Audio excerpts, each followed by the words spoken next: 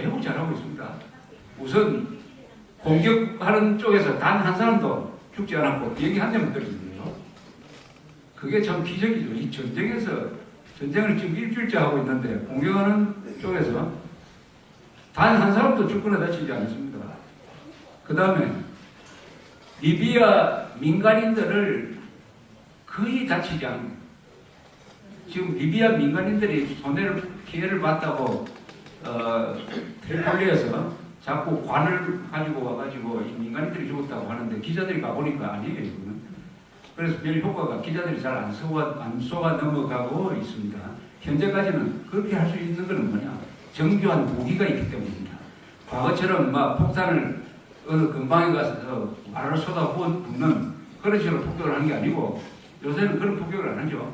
영화 보면은 2차 세계대전 영화 보면은 B-29 같은 게 날아와가지고 그냥 폭탄을 딱 열어버리면은 뭡니까? 우박 떨어지듯이 폭탄이 우르르 떨어지는 그런 폭격은 요새 하지 않습니다. 폭탄 하나하나가 표정으로 딱 찾아갑니다. 폭탄 하나가 건물 하나를 정확하게 때립니다. 이렇게 정교하게 씁니다. 그러니까 폭탄 하나가 반드시 하나를 건물 하나를 타겟 하나를 부수게 돼 있어요.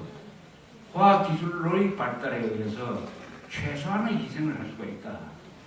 이렇게 되니까 이게 참 이 전쟁이란 게 어려우면서도 과거의 전쟁 개념과 워낙 다른 자 이런 식으로 지금 진행되고 있는데 문제는 육군이 안 들어가서 과연 가다피 부대를 부술 수 있느냐 하는 것입니다. 폭격만 해가지고 이게 되겠느냐? 폭격을 이렇게 많이 하면은 방군들이 들고 일어나가지고 트리폴리까지 함락할 줄 알았는데 방군이 그렇게 잘 조직되어 있지 않아요. 그다음 무기를 제대로 대주지 않았습니다. 또 이 시민들이니까 이 조직적인 전쟁을 하는 건 좀 어렵죠. 그러니까 육상에서 어떻게 하느냐. 폭격은 성공을 했는데 육상에서 어떻게 매듭을 지느냐. 그럼 가다피를 죽여야 되느냐 안 죽여야 되느냐. 이것도 지금 연합군 사이에 쟁점이 있어요.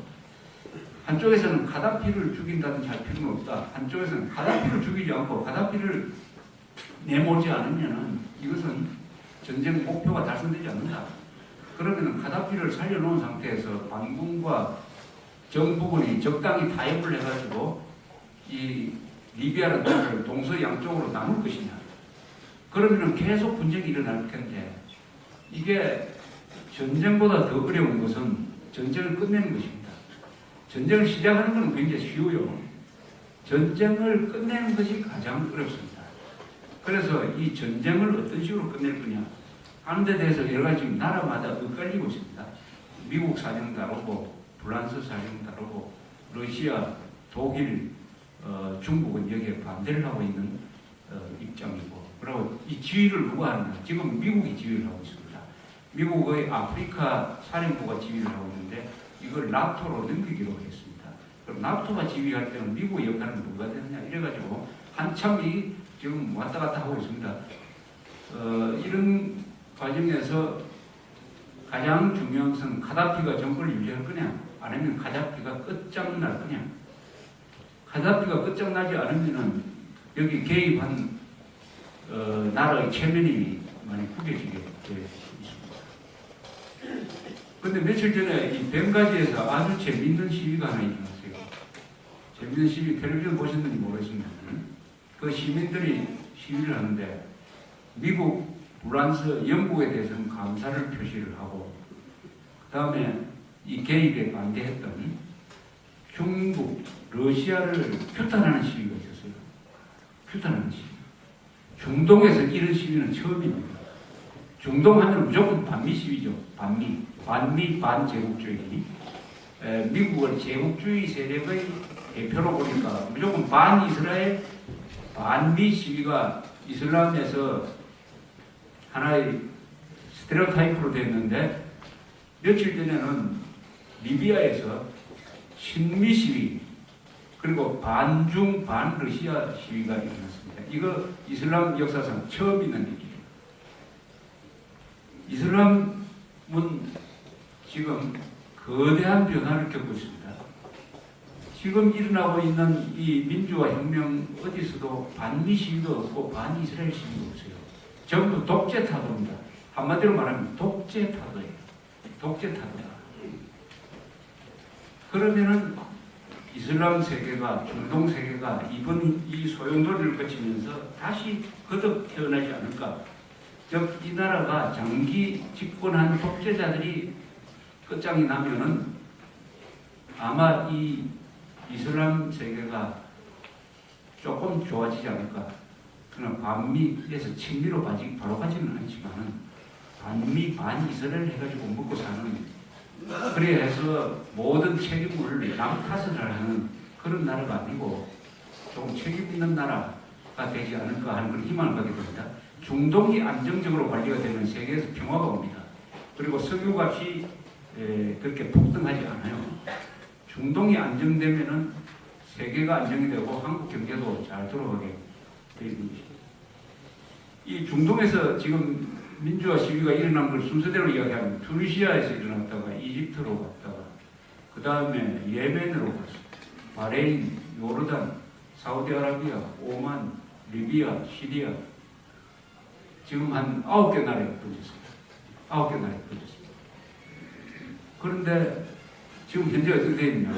투니시아 대통령은 달아났고 이집트 대통령은 사임을 했고 리비아는 지금 코로나로 몰렸고 예멘 대통령은 자기가 곧 사임한다고 선언을 했습니다.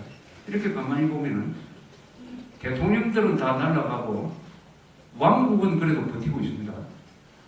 바레인, 사우디, 오만 이런 나라가 왕국입니다. 그래서 이렇게 소용돌이 거대한 민주화 혁명이 스치고 지나가니까 장기 집권한 대통령들은 다 넘어지고 왕들은 버티고 있다. 이게 아주 재밌는 점 아닙니까? 왕이 더 센 거예요, 대통령보다. 왜 이렇게 했습니까? 왜 대통령이 왕보다 더 약하냐고요.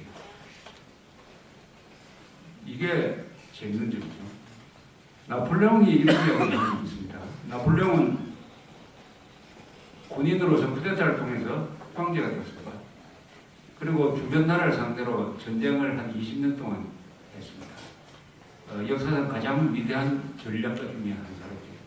전쟁만 하면 이깁니다. 그런데 나폴레옹은 부하들한테 이런 이야기를 했다고 합니다. 나는 전쟁을 해서 한 번만 져도 돌아갈 고향이 없는데 저 왕들은 10번을 져도 돌아갈 고향이 있다. 왕은 져도 왕국이 무너지지 않습니다. 그러나 나폴레옹 같은 왕이 아닌 사람이 독재자죠. 독재자가 전쟁이 지면 그걸로 끝납니다. 왕국은 그만큼 국민들이 마음속에 오래 살아있기 때문에 그 정통성 때문에 그 권위 때문에 종처럼 무너지지 않는다는 그런 이야기입니다. 지금 장기 집권을 하고 있는 사람들, 중동에서 보통 30년, 40년 된 사람들, 이 사람들은 대통령이 되고 나서 그 다음에 또 세습을 꿈꾸기 시작했습니다. 그래서 대통령이 돼서 왕노릇 하려고 했어요. 대통령을 하면은 틀림없이 선거를 해야 됩니다. 선거를 해야 됩니다. 국민들은 대통령한테 묻습니다. 왜 당신 공정한 선거를 하지 않느냐? 그러나 왕에 대해서는 그런 질문을 하지 않습니다.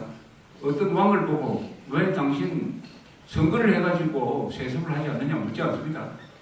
그러니까 왕에 대해서 기대하는 것보다는 대통령에 대한 기대가 훨씬 커요. 그러니까 대통령은 반드시 민주주의를 해야 된다, 선거를 해야 된다. 그러나 왕은 그 권위에 따라서 너그럽게 다스리면 봐주는 겁니다. 세계를 이렇게 놓고 보면은 왕국이 민주주의를 제대로 하는 나라가 더 많습니다. 유럽을 한번 보십시오. 영국도 왕국이죠. 스칸디나비아의 노르웨이 왕국입니다. 덴마크 왕국, 스웨덴 왕국, 네덜란드 왕국입니다. 왕국이 입헌 군주제를 통해서 민주주의를 다 제대로 하고 있어요. 우리나라는 그러면 조선 왕조까지는 다 왕인데 왜 우리가 독립운동 할 때 왕국으로 돌아가자는 이야기가 안 나왔느냐. 독립운동 할 때, 우리가 건국할 때 아무도 다시 조선조로 돌아가자, 우리가 왕국을 세우자 하는 이야기를 하지 않았습니다. 왜 이럴까요?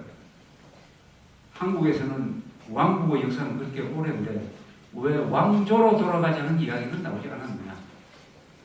그 이유는 뭐겠습니까? 그것은 우리 왕들의 실패죠. 왕들의 실패입니다. 왕조가 국민들의 마음속에 미련을 남겨놓지 않았어요. 철저하게 망해버렸습니다. 이 조선조의 왕들은 철저하게 망해버렸어요. 그러니까 우리 인민들, 국민들 마음속에 왕에 대한 좋은 생각이 별로 없어요. 우리가 1910년 8월 29일 날 조선조가 공식적으로 문을 닫았을 때 조선조가 끝났습니다. 망했을 때 서울에 사는 사람들 표정에 아무런 변화가 없었다고 합니다. 뭐냐? 조선조가 망해서 슬프다는 사람이 없었다고 해요. 슬프다는 사람이. 그러니까 우리가 나라를 세울 때 다시 왕조로 돌아가서 왕을 모시고 오자. 저 고종의 무슨 손자라도 한 사람 모시고 가서 왕으로 모시자 하는 이야기가 한 사람도 안 나왔습니다. 그러나 유럽의 왕국은 다르죠. 유럽의 왕국은 그 국민들 마음속에 남아 있을 만한 뭔가는 좋은 일을 했다는 뜻이죠. 뭔가는 좋은 일이니까. 그런 이야기. 따라서 이 중동 사태는 동시에 한반도 사태이기도 하고 해서 앞으로 한국에 어떤 식의 영향을 미칠 겁니다. 우리 리비아를 보면은 리비아에 진출한 우리 건설회사가 많습니다. 리비아는 또 결제수단이 좋아요. 현금이 많은 나라입니다. 아마 현금을 한 1,500억 달러 갖고 있었어요. 1,500억 달러. 그 중에 상당 부분은 해외에서 다 이렇게 동결이 되어버렸습니다. 미국이 그 중에서 한 300억 달러를 동결이 되었습니다. 카다피가 가지고 있던 해외 미국 은행에 막혀놨던 한 300억 달러를 그냥 딱 동결이 되었습니다. 결제수단이 아주 좋아서 우리가 공사를 하면은 외상 없이 아주 잘 현금 결제를 잘 해줬습니다. 우리로 봐서는 카다피에 대해서 그렇게 유감을 가질 필요가 없을 정도로 그렇게 잘 해줬습니다. 그래서 우리 건설회사가 상당히 지금 귀추를 주목을 하고 있어요.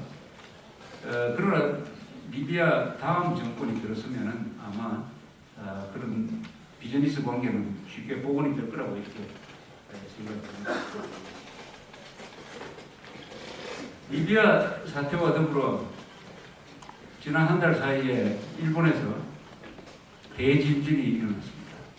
현재 사망자는 한 10,000명을 넘었고 실종자가 약 17,000명, 그 중에 상당수가 죽었겠죠.